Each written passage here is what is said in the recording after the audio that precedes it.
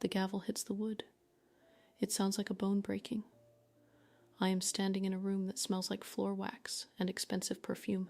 The air is too thin. I look at the row of men in suits. They have names like Thompson and Miller. They have titles.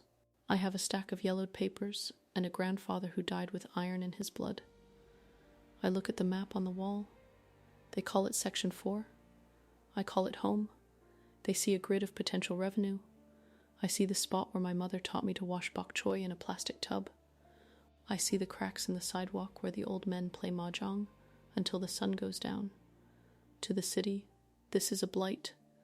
To me, it is the only dirt that knows my name. My hands are shaking. I hide them under the podium. I am not supposed to be here. I am a librarian. I like quiet rooms and organized shelves. But the bulldozers are idling at the edge of Chinatown. They are waiting for a signature. They are waiting for us to stay silent. The man in the center clears his throat. He does not look at me. He looks at his watch. He says I have 3 minutes. 3 minutes to justify 100 years of breathing. I start with the rails. I tell them about the ghost of Gold Mountain. That is what they called the men who carved through the rock. My grandfather was one of them. He didn't come here for gold. He came here to survive. He laid the tracks that made the city possible. Now the city wants to use those same tracks to bring in the wrecking balls. I hold up a photo. It is black and white. It is grainy. It shows a man with a narrow face and a flat cap. He is leaning against a shovel. He looks tired. He looks like he is waiting for something. Maybe he was waiting for me to stand in this room. I tell the council about the laundry. I tell them about the smells of ginger and star anise. I tell them that when you bulldoze a building, you don't just move people, you kill a ghost. You erase the memory of the struggle. You make it so the children never know why their names are spelled this way. One of the councilmen leans forward. He has a gold pen. He asks about the economic impact. He asks if I understand the value of the new development. He says there will be green space. He says there will be a plaque. A plaque is a gravestone for a living culture. I tell him that. My voice does not shake anymore. It is cold. It is the sound of the wind in the Fraser Canyon. I see the developers in the back row. They are whispering. They think this is a formality. They think the power flip hasn't happened yet. They think the leverage is in their bank accounts. They are wrong. I pull out the final folder. These are not family stories. These are land deeds. Some are written in characters. Some are translated by hand.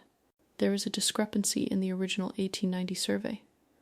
A gap, a piece of land that was never legally ceded. It is the very heart of the project.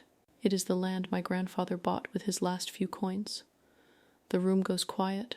The city lawyer stands up. He looks at the papers. He looks at me. I see the flicker in his eyes. It is doubt. The hearing is recessed.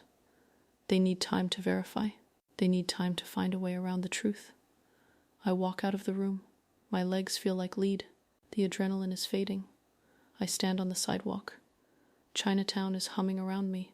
I see Mrs. Wong carrying her groceries. I see the steam rising from the bakery. They don't know what happened inside. They don't know how close the walls came to falling. I go to the park. I sit on the bench near the memorial. I am exhausted. My head is throbbing. I won today, but the developers have more money than I have. Years. They will be back next month. They will find a loophole. They will hire better lawyers. I look at my hands. They are stained with ink. I am fighting a war with paper against a world made of concrete. My brother calls me. He asks if we are safe. I tell him we are safe for now. I tell him to keep his bags packed just in case. I feel a deep, hollow ache in my chest. It is the cost of the fight. Every time I stand up to them, a little more of me withers away. I am losing my sleep. I am losing my patience. I am becoming a ghost myself. I walk past the site office for the condos. The fence is already up. The posters show happy people drinking coffee on balconies that don't exist yet. They look so clean. They look like they belong in a world without history. I touch the brick of the old tea shop. It is rough. It is warm from the sun. It feels real. I know how this ends. Eventually the city wins. Eventually the money finds a way. But not today. Today the ghost of Gold Mountain is still standing. Today the tracks lead nowhere but here. I go home. I make tea. I sit in the dark and wait for the sun to come up so I can do it all again. It is a victory, but it is a heavy one.